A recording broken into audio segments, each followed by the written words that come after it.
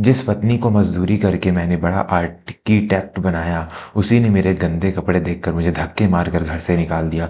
लेकिन 5 साल बाद जब वो मेरे ही प्रोजेक्ट में नौकरी क माँगने आई, तो मेरे पैरों में गिरकर रोने लगी। दोस्तों, यह कहानी है राघव और शिखा की। राघव एक सीधा-साधा मेहनती इंसान था जो पेशे से एक राजमिस्त्री था। दिन भर धूप में जलना, ईंट-पत्थर उठाना और सीमेंट के मसालों में अपने हाथ खराब करना, यह उसकी दिनचर्या थी। लेकिन उसके मन में एक ही सपना था, अपनी पत्नी शिखा को एक बड़ा मुकाम हासिल करते हुए देखना। शिखा पढ़ने में बहुत होशियार थी। उसका सपना था कि वह शहर की सबसे बड़ी वास्तुकार यानी आर्किटेक्ट बने। राघव अपनी टूटी-फूटी साइकिल पर रोज़ काम पर जाता। उसे आज भी याद था वो दिन जब शिखा ने उससे कहा था, राघव, मेरा कॉलेज का आखिरी साल है, लेकिन प्रोजेक्ट के लिए और इंटर्नशिप के लिए मुझे 50,000 रुपयों की ज़रूरत है। अगर पैसे नहीं मिले तो मेरी डिग्री रुक जाएगी। राघव ने एक पल भी नहीं सोचा। उसके पास अपनी पुश्तैनी ज़मीन का एक छोटा-सा टुकड़ा बचा था, जो उसने अपने बुढ़ापे के लिए रखा था। राघव ने अगले ही दिन वो ज़मीन गिरवी रख दी। उसने शिखा के हाथों में पैसे रखते हुए मुस्कुराकर कहा, शिखा, तुम बस अपनी पढ़ाई पर ध्यान दो। घर का खर्च, तुम्हारी फीस सब मैं देख लूँगा। मुझे अनपढ़ रह जाने का कोई गम नहीं, लेकिन मैं चाहता हूँ कि दुनिया तुम्हें सलाम करे। शिखा की आंखों में उस वक्त आंसू थे, लेकिन समय के साथ आंसू सूख जाते हैं तो इंसान की नीयत बदल जाती है। राघव ने दिन रात एक कर दिया। वह कई बार ओवर टाइम करता, खुद रूखी सूखी रोटी खाता, लेकिन शिखा के लिए शहर से महंगी किताबें और कपड़े मंगवाता। आखिरकार शिखा की मेहनत रंग लाई। उसे शहर की बहुत बड़ी कंस्ट्रक्शन कंपनी में नौकरी मिल गई। शुरुआत में सब ठीक था। शिखा ऑफिस जाती और राघव अपने मजदूरी के काम पर, लेकिन जैसे जैसे शिखा का ओहदा बढ़ता गया, उसे राघव का राजमिस्त्री होना खटकने लगा। शिखा को अब बड़ी बड़ी पार्टियों में जाना पड़ता था। वहाँ बड़े बिल्डर और अमीर लोग आते थे। एक शाम शिखा के ऑफिस की तरफ से एक बड़ी पार्टी रखी गई थी। राघव को बहुत उत्साह था। उसने अपनी अलमारी से अपना सबसे साफ कुर्ता निकाला, जिसे उसने दिवाली के लिए सहेज रखा था। वह खुशी खुशी पार्टी वाली जगह पर पहुंचा। वह गेट पर खड़ा होकर शिखा का इंतजार कर रहा था कि तभी शिखा अपने बॉस, जिसका नाम समीर था, के साथ बाहर आई। राघव ने दूर से ही हाथ हिलाया और जोर से बोला, शिखा, मैं यहाँ हूँ। शिखा की नजर जैसे ही राघव पर पड़ी, उसका चेहरा गुस्से से लाल हो गया। राघव के कपड़े साधारण थे और उसके जूतों पर थोड़ी सी धूल लगी थी। शिखा ने समीर से कुछ बहाना बनाया और दौड़कर राघव के पास आई। उसने राघव का हाथ पकड़कर उसे कोने में खींच लिया। शिखा ने दांत पीसते हुए कहा, तुम यहाँ क्या कर रहे हो? मैंने तुम्हें कहा, मना किया था कि मेरे ऑफिस के कार्यक्रमों में मत आना। तुमने अपनी शकल और अपनी औकात का अंदाजा है? अंदर सब सब सूट बूट पहने बड़े लोग हैं और तुम यहाँ इस फटे हालत में आ गए। लोग क्या सोचेंगे कि एक टॉप आर्किटेक्ट का पति एक मजदूर है? राघव सन्न रह गया। उसने धीमी आवाज में कहा, लेकिन शिखा, मैं तो बस तुम्हारी खुशी में शामिल होने आया था और ये कपड़े तो मैंने नए। शिखा ने उसकी बात काटते हुए कहा, चुप रहो, मुझे तुम्हारी इन जज्बाती बातों में कोई दिलचस्पी नहीं है। मेरी इज्जत का सवाल है। अभी के अभी यहाँ से चले जाओ और खबरदार जो किसी को बताया है कि तुम मेरे पति हो। राघव का दिल कांच की तरह टूट गया। जिस पत्नी के लिए उसने अपनी जवानी ईंट गारे में खपा दी, आज उसी पत्नी को उसके वजूद से शर्म आ रही थी। दोस्तों, क्या राघव को चुपचाप वहां से चले जाना चाहिए था या अपनी पत्नी को उसी वक्त सबक सिखाना चाहिए था? अगर आपको लगता है कि आजकल के रिश्तों में मतलब ज़्यादा और प्यार कम हो गया है, तो अभी हमारे चैनल को सब्सक्राइब करें और बेल आइकन दबाएं ताकि ऐसी ही हकीकत से जुड़ी कहानी आप तक पहुंचती रहे। राघव उस रात चुपचाप घर लौट आया, लेकिन असली तूफान तो अभी आना बाकी था। उस रात जब शिखा घर लौटी तो उसके हाथ में कुछ कागज थे। उसने वो कागज राघव के सामने मेज पर पटक दिए। राघव ने पूछा, ये क्या है शिखा? शिखा ने बेरुखी से कहा, यह तलाक के कागज है राघव।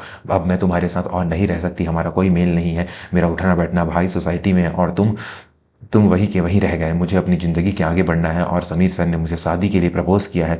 वो मेरे लेवल के हैं। राघव को अपने कानों पर विश्वास नहीं हुआ। उसने कांपती आवाज़ में कहा, शिखा, पैसे और रुतबा आज है, कल नहीं होगा। मैंने अपना सब कुछ बेच दिया तुम्हें यहाँ तक पहुँचाने के लिए। क्या उस त्याग की कोई कीमत नहीं? शिखा ने हंसते हुए कहा, त्याग? वो तुम्हारा फर्ज था और कीमत की बात मत करो। मैं तुम्हें तुम्हारे खर्चे के पैसे दे दूंगी। बस तुम इन कागजों पर साइन करो और मेरी ज़िंदगी से दूर हो जाओ। राघव ने शिखा की आंखों में देखा। वहाँ प्यार नहीं, सिर्फ लालच और अहंकार था। राघव ने एक शब्द नहीं कहा। उसने कलम उठाई और उन कागजों पर दस्तखत कर दिए। और जाते जाते राघव ने बस इतना कहा, शिखा, तुम्हें लगता है कि इमारत की ऊंचाई ही सब कुछ है, लेकिन याद रखना, अगर नींव कमजोर हो तो बड़ी से बड़ी इमारत भी एक झटके में गिर जाती है। मैं जा रहा हूँ। शिखा को लगा कि एक बड़ा बोझ उसके सर से हट गया। उसने समीर से शादी कर ली और शहर के पौष इलाके में रहने लगी। राघव अपना छोटा सा झोला उठाकर शहर के दूसरे कोने में चला गया। लेकिन राघव ने हार नहीं मानी। उसके पास डिग्री नहीं थी, लेकिन उसके पास हुनर था, तजुर्बा था। उसने सोचा कि अब वह किसी के लिए मजदूरी नहीं करेगा, बल्कि खुद कुछ खड़ा करेगा। राघव ने अपनी पुरानी जान पहचान के कुछ ईमानदार मजदूरों को इकट्ठा किया। उसने छोटे मोटे मरम्मत के काम का ठेका लेना शुरू किया। राघव की ईमानदारी और काम की गुणवत्ता इतनी अच्छी थी कि धीरे धीरे उसका नाम होने लगा। जहां दूसरे ठेकेदार सीमेंट से मिलावट करते थे, राघव अपनी जेब से पैसा लगाकर भी काम मजबूत करता था। राघव एसोसिएट्स नाम की उसकी छोटी सी कंपनी अब बड़े प्रोजेक्ट्स लेने लगी थी। राघव ने अपनी कमाई से पढ़ाई भी शुरू की और कंस्ट्रक्शन बिजनेस की बारीकियां सीखी। देखते ही देखते 5 साल बीत गए। वक्त पहिया घुमा। शिखा और समीर की जिंदगी में भूचाल आ गया। समीर को जुए और सट्टे की बुरी लत थी। उसने शिखा के नाम पर कई जगह से कर्ज ले रखा था और उसने सबसे बुरी बात यह हुई कि समीर की कंपनी ने जिस बड़े फ्लाईओवर का ठेका लिया था वो घटिया सामग्री के कारण बनने से पहले ही दरक गया। सरकार ने समीर की कंपनी को ब्लैक लिस्ट कर दिया और भारी जुर्माना लगा दिया।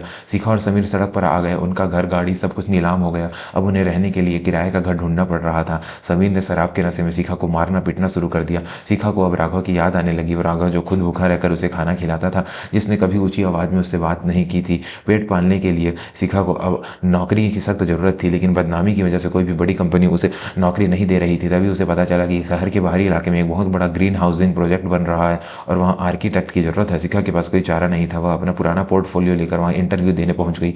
ऑफिस आलीशान था। रिसेप्शन पर बैठे व्यक्ति ने कहा, मैडम आप कॉन्फ्रेंस रूम में बैठिए, कंपनी के एमडी साहब, मालिक खुद सभी का इंटरव्यू ले रहे हैं क्योंकि यह उनका ड्रीम प्रोजेक्ट है। शिखा घबराई हुई थी। वह कॉन्फ्रेंस रूम में अपनी बारी का इंतजार करने लगी। थोड़ी देर बाद उसका नाम पुकारा गया। शिखा दरवाजा खोलकर अंदर गई। सामने एक बड़ी सी घूमने वाली कुर्सी पर एक शख्स बैठा था जिसकी पीठ शिखा की तरफ थी। शिखा ने हिचकिचाते हुए कहा, सर मे आई कम इन।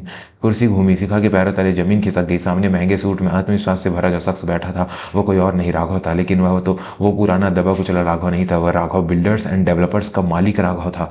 राघव ने शिखा को देखा, लेकिन उसकी आंखों में न तो नफरत थी और न ही कोई हैरानी, बस एक ठहराव था। राघव ने फाइल खोलते हुए कहा, बैठिए मिस शिखा, आपकी फाइल देखी मैंने, काम तो अच्छा है आपका, लेकिन सुना आपकी पिछली कंपनी ने नींव में बहुत मिलावट की थी।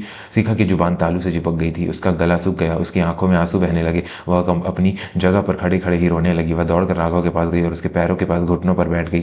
शिखा रोते हुए बोली, राघव मुझे माफ़ कर दो, मुझसे बहुत बड़ी गलती हो गई। मैंने हीरे को छोड़कर पत्थर को चुना। वो समीर एक जानवर है, उसने मुझे बर्बाद कर दिया। राघव प्लीज़ मुझे अपना लो, मैं तुम्हारी पत्नी हूँ, मैं वापस आना चाहती हूँ। देखो आज तुम कितने बड़े आदमी बन गए हो, हम फिर से एक हो सकते हैं। दोस्तों यह वो पल है जब इंसान की असलियत पता चलती है। क्या राघव को शिखा को माफ़ कर देना चाहिए? क्या एक धोखेबाज को दूसरा मौका मिलना चाहिए? कहानी के इस सबसे अहम मोड़ पर अगर आपने अभी तक हमारे चैनल को सब्सक्राइब नहीं किया है तो जल्दी से कर लीजिए, क्योंकि आगे जो हुआ वो आपकी आंखें खोल देगा। राघव अपनी कुर्सी में खड़ा हुआ। उसने शिखा को हाथ नहीं लगाया, बस पीछे हट गया। उसने अपनी मेज से पानी का गिलास उठाया और शिखा की तरफ बढ़ाया। राघव ने भारी आवाज में कहा, पानी पी लो शिखा। और रही बात माफ़ी की, तो मैंने तुम्हें उसी दिन माफ़ कर दिया था जिस दिन तुम मुझे छोड़कर गई थी, क्योंकि अगर तुम मुझे छोड़कर नहीं जाती तो शायद मैं आज भी उसी मलबे में पड़ा रहता। तुम्हारी बेवफाई ने मुझे मेरी ताकत का एहसास दिलाया। शिखा ने उम्मीद भरी नज़रों से देखा, तो क्या तुम मुझे वापस अपनाओगे? राघव ने सिर हिलाया और कहा, नहीं शिखा, तुम शायद भूल गई, मैंने कहा था नींव कमजोर हो तो इमारत गिर जाती है। हमारे रिश्ते की नींव ही तुमने खोखली कर दी थी। वो रिश्ता अब मर चुका है। मैं एक व्यापारी हूँ और मैं टूटी हुई चीज़ों में निवेश नहीं करता। और रही बात नौकरी की, राघव ने इंटरकॉम पर बटन दबाया और अपनी सेक्रेटरी को बुलाया। उसने शिखा की फाइल पर कुछ लिखा। राघव बोला, मैं तुम्हें नौकरी दे रहा हूँ, आर्किटेक्ट की नहीं, क्योंकि भरोसेमंद लोगों को ही मैं बड़ी जिम्मेदारी देता हूँ। साइट सुपरवाइजर की जगह खाली है, धूप में खड़ा रहना पड़ेगा, धूल मिट्टी भी लगेगी, वही धूल में जिसने तुम्हें कभी घिन आती थी। अगर तुम्हें मंजूर है तो कल से काम पर आ जाना। तनख्वाह उतनी ही मिलेगी जितनी एक सुपरवाइजर को मिलती है, ना एक रुपया कम न ज़्यादा। शिखा फूट फूट कर रोने लगी। आज उसे समझ आ रहा था कि वक्त सबसे बड़ा न्यायाधीश होता है। आज वह उसी धूल और मिट्टी में काम करने को मजबूर थी जिसकी वजह से उसने राघव को ठुकराया था। राघव अपने केबिन से बाहर निकल गया और शिखा अपनी फाइल सीने से लगाकर वही फर्श पर बैठी रही। दोस्तों इस कहानी से हमें यह सीख मिलती है कि कभी भी अपनी सफलता पर घमंड नहीं करना चाहिए और न ही उन लोगों को भूलना चाहिए जिन्होंने आपके बुरे वक्त में आपका साथ दिया। समय का चक्र जब घूमता है तो राजा को रंग और रंग को राजा बनने में देर नहीं लगती। रिश्तों की कदर कीजिए, क्योंकि पैसा तो कमाया जा सकता है, लेकिन खोया हुआ विश्वास और प्यार कभी वापस नहीं आता। अगर ये कहानी आपके दिल को छू गई हो तो वीडियो को लाइक जरूर करें। कमेंट बॉक्स में लिखें कि क्या राघव का फैसला सही था। और हाँ, जाने से पहले हमारे चैनल को सब्सक्राइब करना ना भूलें ना, ताकि हम आपके लिए ऐसी ही बेहतरीन कहानियाँ लाते रहें। धन्यवाद।